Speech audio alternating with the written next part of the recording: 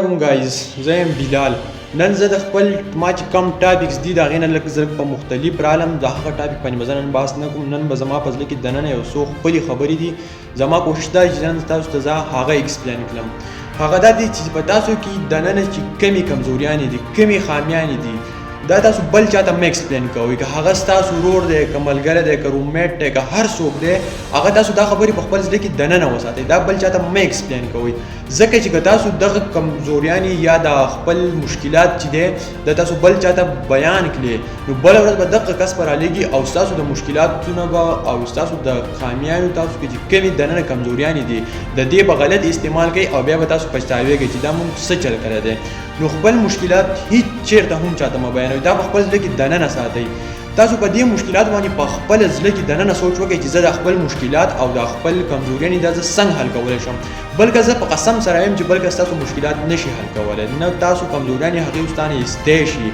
نو ښه خبره ده چې تاسو په خپل مشکلاتو باندې په خپلو کمزوریانو باندې په خپله سوچ وکئ چې دا زه څنګه حل کړم.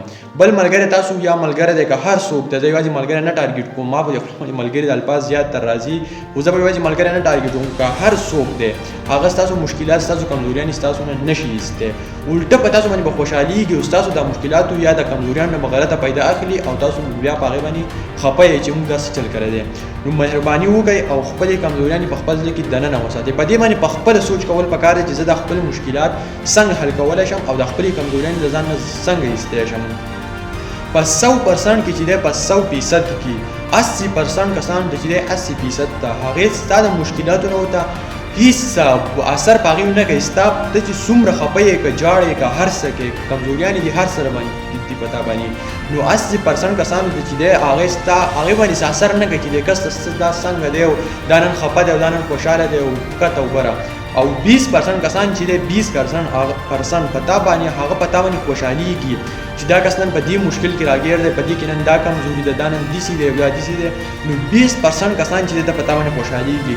نو ته څنګه په خلکو نو ولې خلکو د خپل مشکلات، خپلې خامیانې، خپلې کمزوریانې ولې بیانې؟ په دې باندې پکار ده تا له په خپله سوچ کول پکار ده چې ته په دې باندې په خپله سوچ وکړې او دا مشکلات چې څومره دي د خپلې کمزوریانې دا په خپله باندې حل کړه. کښېنه ځان سره سوچ وکړه په دماغ کې چې زه دا څنګه حل کړم.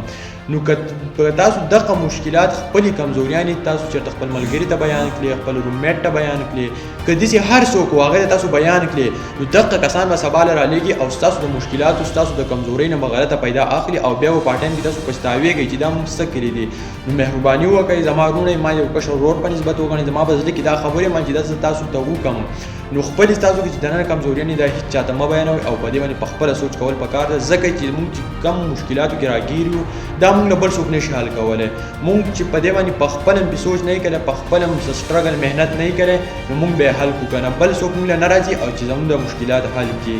نو مهرباني وکړئ په دې باندې په خپلو مشکلاتو، په خپلو کمزوریانو باندې په خپله نظر ساتل پکار دی، بل چاته دا ایکسپلین کول نه دي پکار چې زه نن په دې کار کې پساو یم، نن په دې کې راګیر یم، نن دا زما دا کمزوري ده، په دې کې زه ناکام یم، دا زه نشم کولی.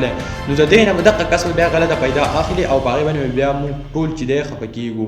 نو پکار دا دی چې موږ خپل مشکلات چې څومره دي، خپلې کمزوریانې چې موږ نور چاته نه ایکسپلین کوو، نو دا به زموږ لپاره ډېره زیاته بهتره او مخکې به دا زموږ ډېر زیات پکار راشي.